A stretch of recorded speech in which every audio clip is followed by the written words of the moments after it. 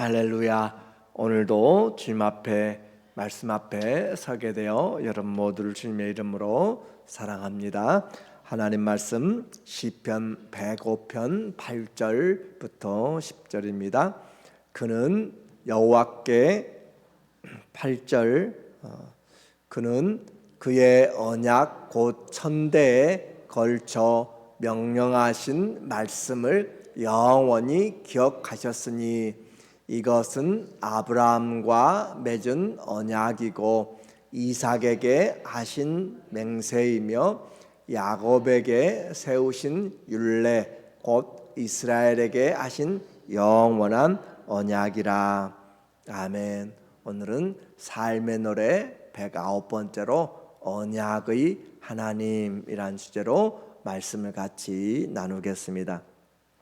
하나님은 언약의 하나님이라 우리가 부르고 있고, 그래서 그 이름을 여호와 하나님, 말씀을 반드시 성취하시는 분이라고 그렇게 이름을 부르고 있어요. 반드시 성취하시는 하나님. 그래서 우리의 신앙은 말씀을 성취하시는 그 하나님께 있고, 그 말씀이 곧 하나님이시죠. 태초에 말씀이 계시니라.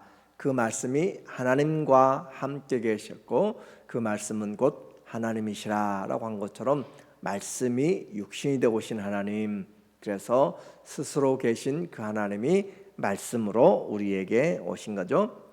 이 시편 105편은 우리에게 그 하나님이 구속의 하나님을 이야기하는데, 이스라엘 조상들에게 하나님이 언약하시고 그리고 그 뜻을 이루기 위하여서 하나님이 이스라엘의 역사 가운데, 창조의 역사 가운데서 그 언약을 이루어 가시는 구속의 하나님을 이야기하고 있어요. 그래서 오늘은 언약을 세우신 언약의 하나님을 보고, 내일은 그 언약을 이루어 가시는 구속의 하나님을 보게 될 것이에요. 우리 모두에게 하나님이 언약하셨다라고 하는 것이 얼마나 소중한지 우리가 보게 돼요. 먼저 그 하나님 찬양합니다. 1절에 보니까 여호와께 감사하고 그의 이름을 불러 아뢰며 그가 하는 일을 만민 중에 알게 할지어다. 그 하나님을 찬양하고 감사하는 것, 그에게 노래하며 그를 찬양하며 그의 모든 기이한 일들을 말할지어다. 그래서 신앙생활에서 우리가 먼저 하게 되는 것은 하나님께 감사하는 것이에요. 그 이름을 불러서 감사한다. 감사는 하나님 자신에게서 시작합니다. 그 이름을 불러서 감사한다. 그래서 세상 사람과 우리가 다른 한 가지 구별이 바로 하나님께 감사할 줄을 아는 거예요. 이 모든 걸 통해서 내게 주어진 것이 다 하나님께로부터 왔다.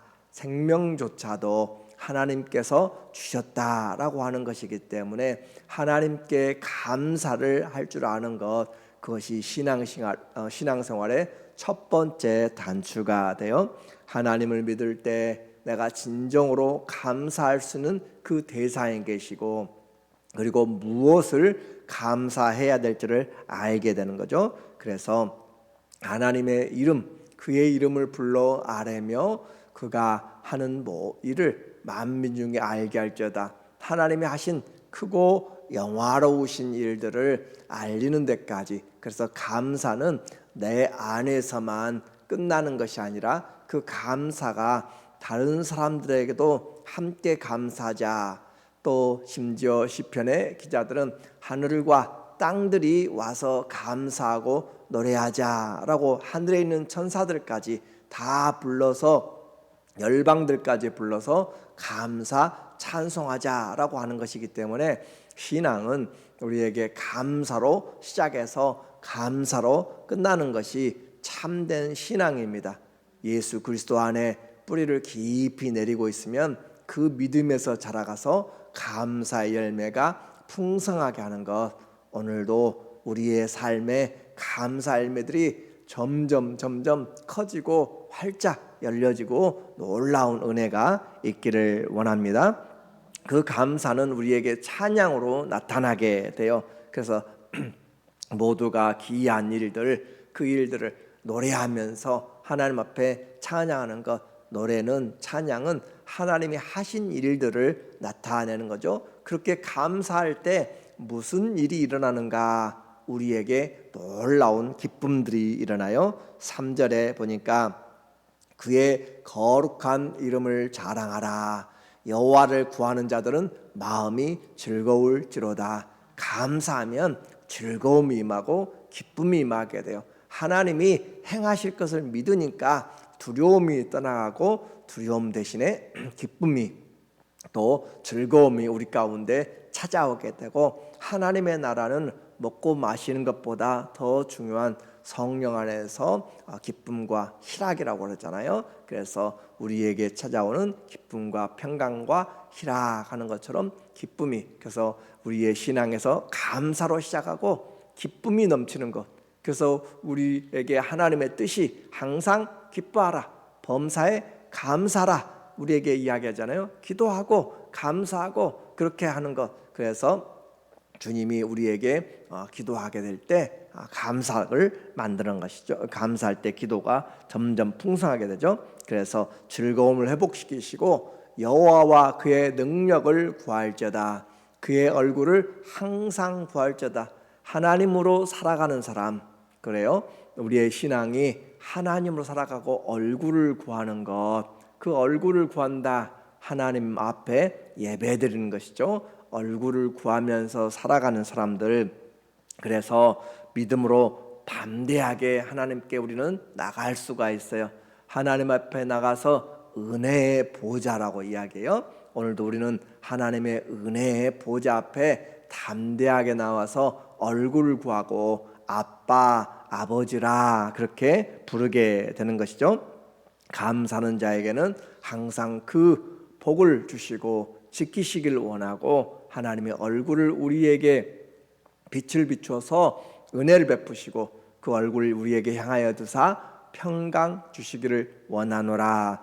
그 찬양, 하나님을 찬양하는 것, 그 하나님이 구체적으로 우리에게 어떤 일을 행하셨는가? 언약을 맺으셨다라고 했어요. 8절에 보니까 그는 그의 언약 곧 천대에 걸쳐 명령하신 말씀을 영원히 기억하셨으니, 하나님이 찾아오시고 하나님이 언약을 맺으시고 하나님이 그 언약을 기억하셔서 일하시는 것, 그러니까 찾아오고 언약을 기억하시고 만드시고 언약을 성취하시는 것 모두가 다 하나님의 은혜예요. 이 언약을 이루어가는 일에 우리는 아무것도 행한 것이 없어요. 그래서 언약 주일에도 말씀드렸지만 베리트라고 하는 그 단어는 칼로 쪼개서 나누다라는 의미가 있어요.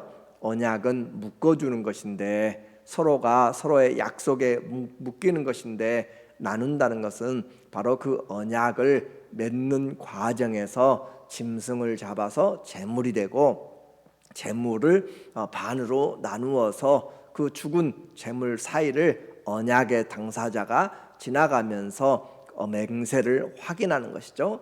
죽기까지 내가 이 맹세를 끝까지 지키겠다라고 하는 동맹, 언약을 맺게 되는 것이에요. 그래서 하나님과 이 백성이 언약을 맺게 되었고, 그 언약을 맺는 과정이 바로 그림이 아브라함을 통하여서 이것은 아브라함과 맺은 언약이고 이삭에게 하신 맹세이고, 아브라함과 창세기 15장에서 하나님께서 아브라함을 불러서 내가 너에게 복을 주리라, 창대케 하리라 라고 그렇게 말씀하시면서 그를 끌고 나가서 밖에 별들도 보여주시고, 그러면서 하나님이 그 아브라함에게 3년 된 송아지를 잡게 만들고 그렇게 제물들을 새들을 만들게 해서 잡게 해서 그 가운데서 아브라함이 지키고 있잖아요. 그러다가 잠이 들었을 때 하나님 여호와의 횃불이 그 사이로, 제물 사이로 지나가세요. 아브라함과 함께 같이 지나가야 되는데 하나님만 지나가요. 그것이 바로 하나님의 첫 번째 언약에서 우리에게 말씀하는 거죠. 언약은 당사자가 지나가야 돼요. 하나님과 아브라함이 함께 지나가야 되는데 아브라함은 잠든 가운데서 보니까 하나님의 횃불이 지나간다. 하나님이 죽겠다는 말이거든요. 아브라함이 죽지 않고 하나님이 이 언약을 죽기까지 지키겠다라고 하시면서 하나님만 지나간다는 거예요. 그리고 그 약속을 하나님이 예수님이 죽으심으로, 하나님이 자기 피로 죽으심으로 그 약속을 완전히 이루어내신 신약의 새 언약의 그림이 바로 이 창세기 15장 아브라함과의 언약에서 담겨 있어요. 이렇게 해서 하나님은 우리에게 언약을 세우고 우리의 기업이 되셨습니다. 10절에 보니까 야곱에게 세우신, 아브라함에게, 이삭에게, 야곱에게 세우신 율례 곧 이스라엘에게 하신 영원한 언약이라. 그렇게 해서 그 말은 하나님이 내가 너희의 하나님이 되고 너희는 내 백성이 된다라고 하는 것을 이루기 위하여서 하나님이 죽음으로 맹세하신 것이 바로 이 하나님의 언약이었다는 것이죠. 그래서 하나님이 반드시 이루시겠다, 이루시기를 내가 가나안 땅을 내게 주어 너희에게 할당된 소유가 되게 하리라 하셨도다. 아브라함은 아무 공로가 없어요. 근데 하나님이 불러내서 그에게 하나님의 일방적인 사랑이었고 일방적인 하나님의 은혜를 베풀어 주셨어요. 이 하나님의 언약은 이 땅의 역사에서 이루어지기 때문에 구속의 역사라고 이렇게 부릅니다. 온 세상을 주관하는 그 하나님의 사랑이 그의 백성에게 행한 일들을 하시려고, 그래서 그 땅을 주시기 위해서 불러내시고 하나님이 그를 양육해 가시는 거예요. 그리고 그들은 알지 못했지만 하나님은 하나씩 하나씩 준비하고 계십니다. 이스라엘을 떠돌이로 만들고 유리방황하게 하는 것 같지만 하나님은 그 모든 일들을 합력하여 선을 이루시고, 심지어는 그들이 그 땅을 떠나서 되었을 때도 하나님이 아브라함의 후손들을 가나안 땅으로 다시 이끌어가기 위해서 이집트로 하나님이 그들을 보내시죠. 13절에 이 족속에게서 저 족속에게로, 이 나라에서 다른 민족에게로 떠돌아 다녔도다. 그래서 우리는 이 땅에 나그네라라는 표현을 아브라함과 조상들이 하고 있는 것이에요. 그가 또 그 땅에 기근이 들게 하사 그들이 의지하고 있는 양식을 다 끊으셨도다. 하나님이 불러놓고 가나안 땅의 양식을 다 끊어버려요. 이해되지 않아요. 왜 하나님을 믿는데 신앙생활 열심히 하는데 다 끊어져 버린 것 같은 그런 어려움이 있는가? 하나님의 계획들을 이루어가고 연단시키는 것이죠. 이해되지 않는, 번성하고 가나안을 차지하고 모든 것들이 풍성하게 돼야 될 건데 떠돌이가 되고 그 땅까지 떠나게 되는 그런 어려움들이 있게 되는 것이에요. 그렇지만 하나님은 계획이 있다라고 했습니다. 17절에 그가 한 사람 요셉을 보내셨으며 요셉이 종으로 팔렸도다. 그의 발은 착고에 차고 그의 몸은 쇠사슬에 매였더니 이집트에 가서 종으로 가정 총무를 하다가 그가 또 보디발의 아내의 사건으로 억울하게 옥살이를 하고 있는 내용이에요. 그래서 세상이 볼 때는 참 풀리지 않고 어려운 일이지만 그러나 하나님은 계획이 있어요. 19절에 곧 여호와의 말씀이 응할 때까지라.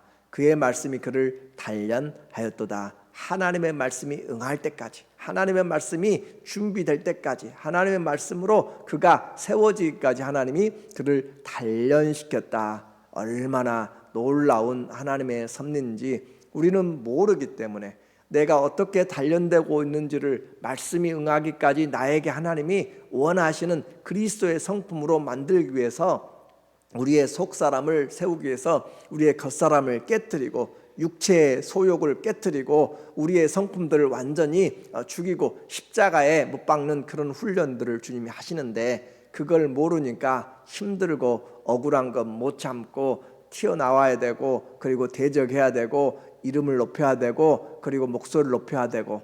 만약에 요셉이 그렇게 사랑하는 아버지 아들의 그런 이삭의 아들로서 또 하나님 앞에서 그가 야곱의 아들로서 요셉이 그가 채색 옷을 입고 있다가 형제들에게 팔리고 또 땅을 자기 고향 땅을 떠나서 노예로 팔려가게 됐을 때 이 운명을 왜 이렇게 풀리지 않는가 저주하고 원망하고 이 먼 타양 땅에서 이렇게 죽어야 되는가 하면서 마음대로 그렇게 생활했다면 하나님의 말씀이 이루어지지 않게 되는 거죠. 그러나 하나님 앞에서 그가 되어가는 모든 과정에 힘들고 어려워도 인내하고 참아가면서 하나님이 세워가시는 것이고, 그렇게 해서 여호와의 말씀이 응할 때까지, 이 말은 요셉에게만 해당되는 것이 아니라 모든 믿는 자에게 오늘 주시는 말씀이에요. 우리에게도 하나님의 계획이 있습니다. 하나님이 우리를 사랑하시고 독생자까지 내어주셨어요. 그리고 하나님의 나라에 아들, 딸로 세워주셨고 영원한 하늘의 영광으로 상속자로 삼으신다고 작정하시고 우리를 시작하시고 불러내셨어요. 그렇기 때문에 우리도 그냥 나그네같이 보여도 하나님이 은혜를 주시사 구원하시고 은혜로 양육하시면서 이 땅에, 이 세상에서 경건한 것과 또 경건치 않은 것들을 구별하게 만들고 복스러운 소망이신 영광스러운 하나님 곧 아들 예수 그리스도를 기다리게 하시는 그런 놀라운 은혜를 우리에게 주셨어요. 말씀이 우리에게 응할 때까지, 하나님의 말씀이 우리 안에서 이루어지기까지 주님 말씀이 우리를 연단하고 있다라고 하는 거예요. 그러니까 우리는 몰랐고 또 아브라함도 이삭도 야곱도 요셉도 자기의 길들을 정확하게 알지 못할지라도 하나님은 그 일들을 준비하시고 미리 보내셔서, 요셉을 미리 보내셔서 이스라엘을 준비시키는 여호와 이레의 하나님, 순종한 자들에게 하나님께서 하나님의 길들이 열리게 됩니다. 오늘도 우리에게 이 하나님의 말씀이 연단되면, 때가 되면 주님이 높이세요. 20절에 보니까 왕이 사람을 보내어, 바로 왕이 사람을 보내어 그를, 요셉을 석방하며 뭇 백성의 통치자가 그를 자유롭게 하였도다. 그를 그의 집의 주관자로 삼아 그의 모든 소유를 관리하고 그의 뜻대로 모든 신하를 다스리며 그의 지혜로 장로들을 교훈하게 하였도다. 하나님께서 뛰어나게 하사 그 꿈을 해석하게 하고 그리고 민족들을 구원하는 길로 요셉을 하나님이 세워나갔음을 이야기합니다. 요셉의 인생처럼 오늘도 우리에게 하나님은 여전히 말씀을 보내사 우리를 그리스도의 성품으로 양육하고 계시고, 내 안에 쓴뿌리들을 뽑아내고 내 안에 불순종들을 뽑아내고 내 안에 옛사람의 성품을 벗어버리고 새 사람을 입으라라고 말씀하고 있는 거예요. 그래서 가만히 살펴보면 하나님 앞에 내 자신의 삶을 주님 앞에 묵상하고 기도하면 주님이 세밀히 나를 다듬어 가시고 나를 연단시켜 가시고 주님의 성품으로 점점 성숙시켜 성화시켜 나가는 것들을 보게 돼요. 그것이 우리의 신앙생활의 참된 성숙으로 나가는 것입니다. 이 언약을 하나님이 이루기 위하여서 예수님이 십자가에 죽으시는 새 언약으로 하늘과 땅을 바라보면서 내가 하나님이 의심스러울 때, 나를 향한 하나님의 계획이 의심스러울 때 눈을 떠서 하늘을 보고 또 어두워서 하늘의 별이 보이지 않거든 땅을 바라보면서, 그리고 그것도 힘들 때 바닷가에 사는 사람들은 바다의 그 파도들을 소리치는 소리를 들어보면서 내가 발로 보고 밟고 눈으로 보고 이 모든 것들을 내가 보는 한 하나님의 언약은 반드시 이루어진다라고 하는 것이 주님이 새 언약을 통하여서 언제 어디서든지 하나님의 언약을 기억하도록 한 것이에요. 그것이 얼마나 큰 은혜인지, 그래서 우리는 이 하나님의 언약 안에서 살고 있는 것이고 그 언약 속에서 새 소망, 산 소망을 가지고 살고 있는 것이에요. 그래서 우리는 이 그리스도 안에서 우리는 소망 중에 사는 것이고, 언약의 하나님 안에서 주님이 반드시 이루시는 것, 완전한 죄사함과 완전한 구원과 완전한 임마누엘, 하나님이 나의 하나님이 되고 나의 아버지가 되고 그렇게 하심으로써 주님의 말씀이 응할 때까지, 그래서 결국은 하나님의 영광스러운 자녀로 상속자가 되게 만들고야 마시는 하나님의 그 결심이 이 언약의 하나님으로 나타나 있어요. 우리 모두에게도 하나님이 나를 향한 하나님의 계획이 온전히 이루어진다는 것을 반드시 믿음으로, 믿음이 없이는 하나님을 기쁘시게 하지 못하나니 하나님께 나간 자는 반드시 그가 계신 것과 그가 자기를 찾는 자에게 상 주시는 이심을 믿어야 할지니라. 이 믿음으로 승리하시기를, 찬송하시고 감사하시고 기쁨이 넘치기를 예수님의 이름으로 간절히 축원합니다. 아멘. 기도하겠습니다.